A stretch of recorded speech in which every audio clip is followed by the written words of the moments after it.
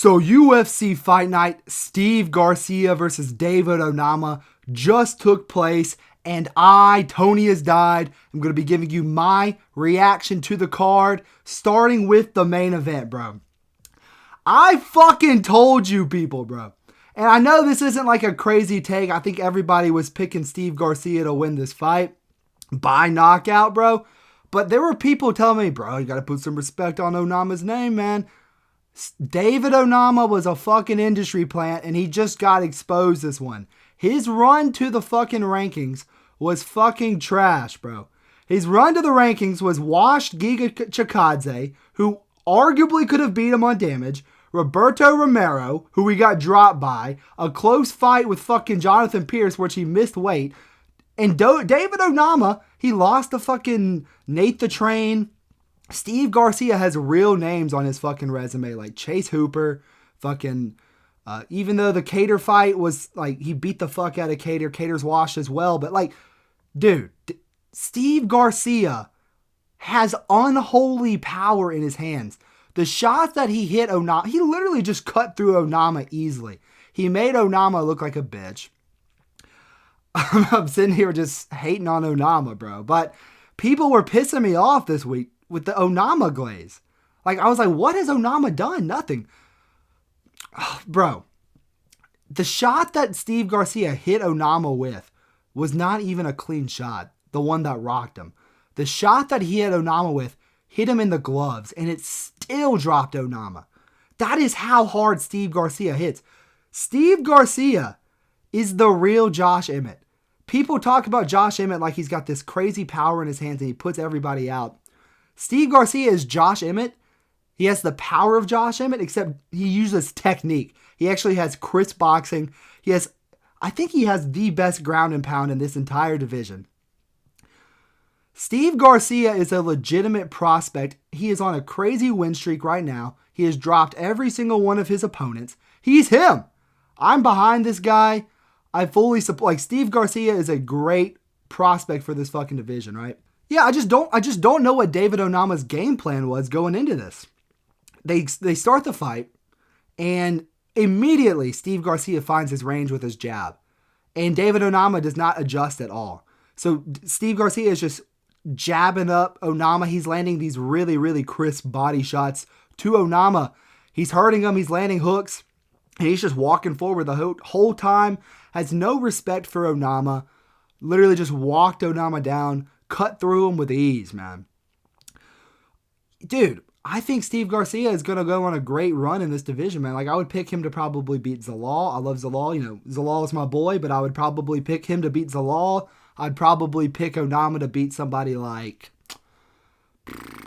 I'm not picking Onama to beat anybody. I meant Steve Garcia. I'd probably pick Garcia to beat somebody at the top of the division like... he would definitely beat Ortega. He would give Yair a really good fight. I think he'd beat Yair. I think that's the fight, honestly. Fuck it, bro. I think Steve Garcia, like, dude, the shots that he hit Onama with, he just walked through them like easy. He made it look so easy. Just no respect. Walked him down. Made Onama crumble to the ground. Dropped him a couple times. Landed a bunch of good body shots, hooks, uppercuts. Landed a really good kick to the body as well. Dude. Steve Garcia is a legitimate man in this division. I'm hyped for him going forward, man. Someone who brings violence to the octagon. And honestly, this was a breath of fresh air because the rest of this card was pretty low level.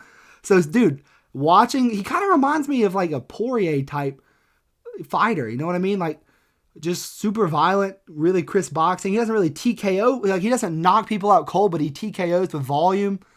Yeah, man. Steve Garcia, he's legit, bro. I love him. Good fighter for sure. The next fight, bro, Waldo Cortez Acosta versus Ante Delija. This fight was fucking hilarious, bro. This fight was one of the most hilarious fights of the year so far. And it's just like, this is like the epitome of the UFC heavyweight division, bro. So, Waldo and Delija go out there. Waldo is winning. He's jabbing up Delija. He's pushing him against the fence. He's landing good body shots in the clinch. Clinching him up good. Delija will get him against the fence, but Waldo's rolling very well with the shots, and then he'd get back into space and be fine. Then Delija eye pokes Waldo. Waldo goes, he poked me in the fucking eye! And then The ref doesn't stop it. D'Elia just starts teeing off on Waldo, and then the ref steps in. Doesn't call off the fight, but D'Elia starts fucking celebrating like he won. Everybody starts celebrating like he won. They all start running in the cage, going crazy. Mark Smith is like, I have not called this fucking fight. This fight is still going on.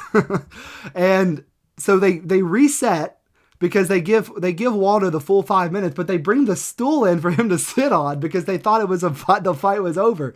So they give Waldo the fucking chance to keep going. He says, yes, I'm going to keep fighting. This is a very bad look for Team Aspinall. I'm not saying, dude, Waldo had every right to make this a no contest if he wanted to, bro.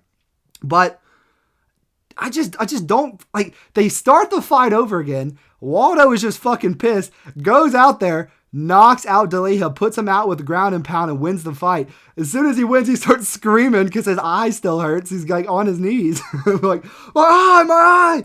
I'm like, what is actually going on? But, dude, Waldo Cortez Acosta, I honestly think that he has the best chin in this division. He ate a bunch of really clean shots from D'Elia and never got dropped. Clean shots from D'Elia. He was rolling with him very well. Really impressed me in this performance, showing toughness. I've clowned Waldo a lot this week because I just didn't think he was a high-level heavyweight. This fight proves me wrong, man. D'Elia's a good heavyweight. Waldo Cortez Acosta toughed through the eye poke and the extra damage that he didn't need to receive. Knocked out Ante D'Elia, bro, in a hilarious manner. So this fight was hilarious, bro. Let's move on to the next one, bro. But dude, Waldo versus like Volkov or Almeida, I'd love to see that fight. I don't know what's next for Pavlovich. I was gonna say if D'Elia got through Waldo, then he could fight Pavlovich, but yeah, you gotta feel bad for D'Elia because he didn't do it on purpose and then he got the adrenaline dump. But bro, stop poking. Like, what is up with these people just poking people in the fucking eyeballs, bro? Like, close your hand. Like when you're fighting, why do you have your fingers all the way outstretched? This is becoming a bigger and bigger problem every single day, bro. These eye pokes need to fucking stop. All right. The next fight on the card was Thimba Gorimbo versus Jeremiah Wells. This was a pretty interesting fight. And let me say this, bro. Any respect I had for Thimba Gorimbo is now gone. Kind of the same as Onama. I thought that he got an undeserved shot in the rankings against Luke. And he got dorsed in 1 minute by Luke. So I was looking at this fight. I was like, if Thimba was fighting anybody else, I would have picked against him. But he was fighting Jeremiah Wells, who was coming off a long layoff. He's old as fuck. He hasn't showed anything impressive in these fights. The fight IQ displayed by Thimba Gorimbo in this fight, it was abysmal, bro. Like, why is Thimba shooting takedowns on Wells? So he's shooting these takedowns on Wells, and then he's getting reversed, and then Wells is winning the fucking exchanges. Thimba, he showed this fight was just not good at all, bro. You know, this fight was just boring. Like, I don't want to say that like the grappling was boring because that's like a casual take, but this fight was not an entertaining fight to me. I just can't get behind Thimba Gorimbo. Like, this fight was number 3 on the card. Like, why was Phil Rowe and Hung Young Ko like the third fight on the card, and this one was the the third fight from the fucking main event? Like, the card, like the bout placement for this card was a little confusing to me, but yeah, man, Thimba is just not good at all. I think The Rock is going to win his house back, all right? The next fight, we got to talk about Yair D. Valle versus Isaac Dolgarian. And Isaac Dolgarian won by submission. Or did he? Or did he, bro? Because this fucking fight, there is a lot of sketchy shit going on with it, man. So, Isaac Dolgarian, he goes out there, shoots a takedown against Yair D. Valle, right? And he gets it fucking stuffed with ease, right? And, dude, D. Valle, he's like this Cuban guy. He looks absolutely sauced up. Like, I'm just going to say, he looks like he's on sauce. He is athletic looking as fuck. His back is huge. So he immediately just out-physicalities Dolgarian and gets him to the ground. They do a little bit of grappling exchanges. And D. Valle ends up getting Dolgarian's back. And Dolgarian is fighting this rear naked choke for probably like 2 minutes, where he looks like he's just got it sunk all the way in, and then he finally, like, he fights it for a very long time and then ends up tapping, right? the line, like the betting line for this fight, D Valet was a plus 300 underdog. And then by the time the fight started, he was a plus 100 underdog. There was a huge amount of money that just came in on D Valet. On D Valet to win in the first round. Right before, like an hour or two before the fight started, right? There was something very sketchy. A line like that doesn't just drop out of nowhere. Unless somebody has inside information. Mr. James Krause posted up here with Isaac Dolgarian. There is something very suspect going on. I think the fucking police are going to have to get involved. Because it looks like Isaac Dolgarian may have thrown this fight on purpose to get a little bit of money. Like, I just don't understand why they're doing it on these big UFC spotlight events. Why not do it at like a fucking PFL card or some shit, bro? But yeah, man, Isaac Dolgarian, he gets submitted in the first round by D Valet. And D Valet, he looked very good in this fight, but the line switching is just a very sketch thing, bro. Like, we just have to address it. Like, it is very sketch. So maybe this will get overturned to a no contest soon if it gets turned out that it was rigged. But regardless, D Valet looked very good, right? The next fight on the card was Charles Radzkee versus Daniel Franza. I saw a couple of people picking Daniel Franza. I just didn't get it, and I understand, like, what the actual, like, Daniel Franza is probably one of the worst fighters on the roster. He had he made Charles Radzkee look like Charles Oliveira out there. Radzkee basically just did what Chandler, like, this was like Oliveira versus Chandler 2, except, there's no except, like, literally, they'd go out there in the first round, fucking Radzkee would immediately shoot a takedown, get it instantly, and then just ground and pound and threaten submissions against Franza the entire time. Franza just looked abysmal in this, bro. He looked like he just did not look good at all. I guess Radzkee got humbled. He was being super chill on the mic. These last couple of times against Mike Malott, he was talking a lot of smack. And then even in the fight where he said the word, Radzkee was a lot more calm in this fight on the post-fight interview, but he got the submission in the third round. I was like, about time. Franza, just cut him, bro. He's not good at all, so you got to remove him from the sport. The next fight we need to talk about. Now, this was a fun fight. This one was actually a really, really fun fight to watch. Cody Durden versus Alan Nascimento. And, dude, Cody Durden was looking like a world beater in there at first. Go was out there, and he is piecing up Nascimento on the feet, just clocking him left and right. Nascimento, he's got his head straight up in the fucking air, literally like a fucking giraffe, not moving his head at all. And Durden is just cracking him left and right. He's wobbling him.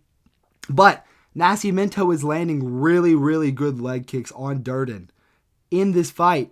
And, the first round, Nascimento clearly won it, but those leg kicks start to add up. Second round, the leg kicks start to come into effect because Nascimento keeps hammering them leg kicks, and Durden is a lot more hesitant to throw on Nascimento, and you can tell that a lot of power was taken off of his shots from those leg kicks because Nascimento starts to just not respect him. Durden goes in to try to hit Nascimento. Nascimento, I'm pretty sure he hits him with an elbow, drops Durden, hops on him, and he gets another submission. This dude is a submission specialist. He's an insane submission artist. Wrapped it up. Chute box. He said he got this exact submission from Charles Oliveira. It looks, I can't think of what submission from Charles this looks like, but it does look like another one of Charles' submissions. But yeah, he goes out there, gets the sub on Durden with ease. So Nascimento, he looked very terrible on the feet, but I guess he made it work, man. Let's see him get another shot up. Let's see him get a big step up. He called out Steve Erceg. I don't mind that, bro. Let's see it. The next fight we need to talk about, bro, Billy Elakana. This dude is one of my fucking favorite fighters now. Because, so he goes out there against Kevin Christian. So this was Billy Elakana versus Kevin Christian. Forgot to say that. But he goes out there against Kevin Christian. And Kevin Christian lands a couple of good low kicks on him. But then Elakana just knocks him fucking down easily. Drops him, clubs him. Gets the fucking rear naked choke on Kevin Christian. Rest in peace to Dana Black. That's my boy Dana Black. He got fucking sub Dana Black. easily chokes out Kevin Christian. Kevin Christian taps, but he's not tapping Elakana. He's tapping the fucking canvas. He's on the other side of the ref. The ref doesn't see it. Unnecessarily puts Kevin Christian to sleep. Elakana is wearing his shorts backwards. He's literally wearing his shorts backwards. Look, he's like, he's wearing them backwards. And so I make a post about it on my Instagram. And he comments like, bro, I didn't even know I had him on backwards. And so then like I replied like, why is this dude? He literally won the fight. And like 10 minutes later, he's on Instagram looking at my post like, go talk to your family. Why are you doom scrolling on my fucking account like 2 minutes after winning? But I'm like, bro, why did you put your shorts on backwards? And he like messages me back. He's like, because of Marvin Vettori. It's the Marvin Vettori way, bro. It was the power boost, the Marvin Vettori power boost. So Elakana, dude, I think he's going to be a pretty good light heavyweight. He made his debut against Grod. He had some success in that fight, but it was short notice. He ended up losing. He had a stinker performance in his last fight against Ibo Aslan. But now, he fucking put Kevin Christian to sleep. Knocked him down. Choked him out. I hope the UFC gets behind Elakana. And that's my boy now. I fuck with you, Elakana. You're my boy now, all right? The next fight we need to talk about, man. Timmy Quamba versus Chang Ho Lee. So the first round, Chang Ho Lee goes out there. He gets the back of Timmy Quamba, and he just like he gets a leg wrap on him, right? So he's like sitting on Timmy Quamba's back while Timmy Quamba's standing up, and he holds this position the whole round and beats up Timmy Quamba, wins the first round. But he burnt his legs out doing that, and you could tell he got gassed, and Timmy Quamba just beat him up after he got gassed up. Took him down to the ground, beat him in his own game. Timmy Quamba, I hated on him a little bit going into this week. Definitely proved me wrong, but, you know, whatever. It's Timmy Quamba. It's fucking Timmy Quamba, bro. But this was a fun fight.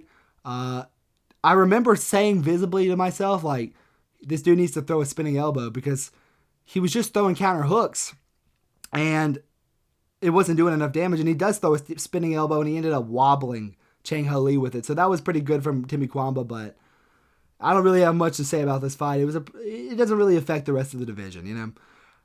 The next fight, Dante Johnson versus Cedric Dumas.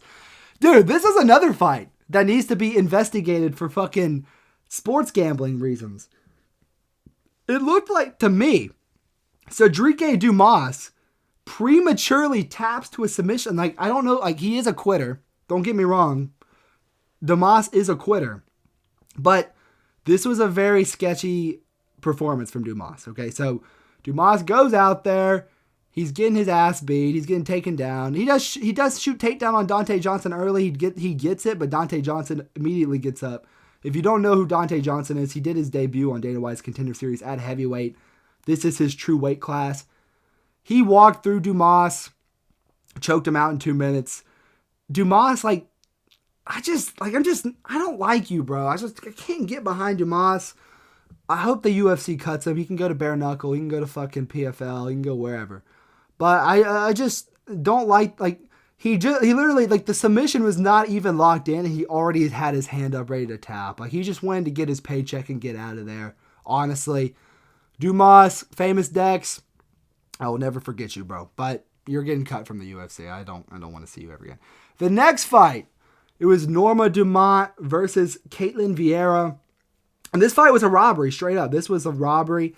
You know, I don't mind it because I picked Dumont, so let's get the fucking W. But there's no possible way Dumont won the second round, bro. The strikes were pretty close, but Caitlin Vieira was landing better strikes in the second round. And yeah, man, she took her down and controlled her for 2 minutes and did damage on the top. Like, I just don't get how the judges can give Norma Dumont this fight, man. Like, this was a clear robbery. I guess they had to do it for the sake of this division because who was really going to fight Kayla Harrison next, or Amanda Nunes, whoever wins that fight? Who's really going to fight her next? This was crazy because this was like a number one contender series on the fucking contenders.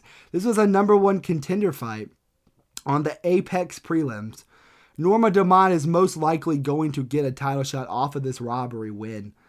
Or maybe she'll fight like a Pennington or a Pena or something. But yeah, man, she just didn't look good in this fight. She was getting pieced up. She got taken down with ease as well. Third round, she did a lot of good work in that third round, but I don't think it was enough to win her the fight. I do think Caitlin Vieira should have got the W.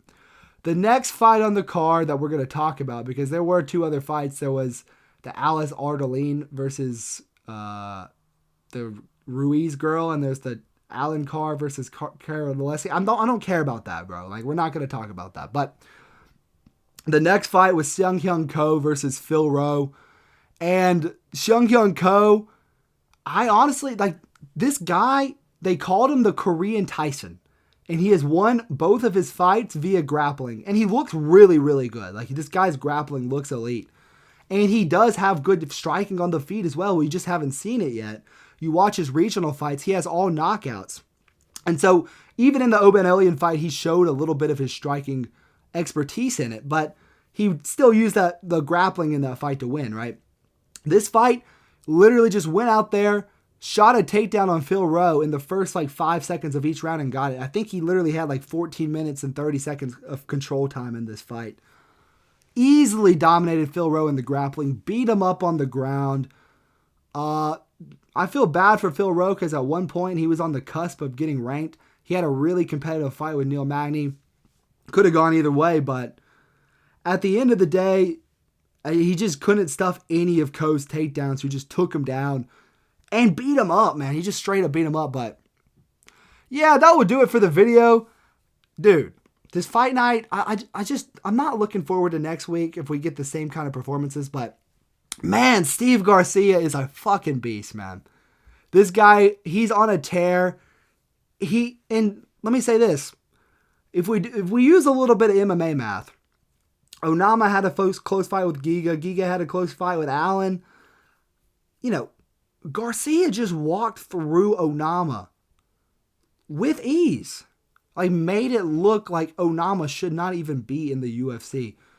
Jabbed him up, leg kicked him up, body shots, hooks, straight power shots on Onama, and gets another knockout. Steve Garcia is a real fucking deal in this division. But that will do it for the video. If you like the video, like, subscribe, do all that YouTube shit. Thank you guys so much for watching. Oh, wait. Here were my picks. I did decent on this card. I didn't do very good on the main card, but I did really good on the prelims, as you can see. I picked Garcia. I picked Deliha. I got that one wrong, but I got the Garcia one right. Gorimbo got that one wrong. Dolgarian, hopefully they'll fucking overturn it if it's sketchy or whatever. Radzkee got that. Nascimento got that one perfectly. Elakana, Holy, I got that one wrong. Chang Holy, I got that one wrong. But the rest of the prelims, including the women's fights that we didn't talk about, I got them all right. But okay, now that will do it for the video. If you like the video, like, subscribe, do all that YouTube shit. Thank you guys so much for watching, and I will catch you guys in the next one. Peace.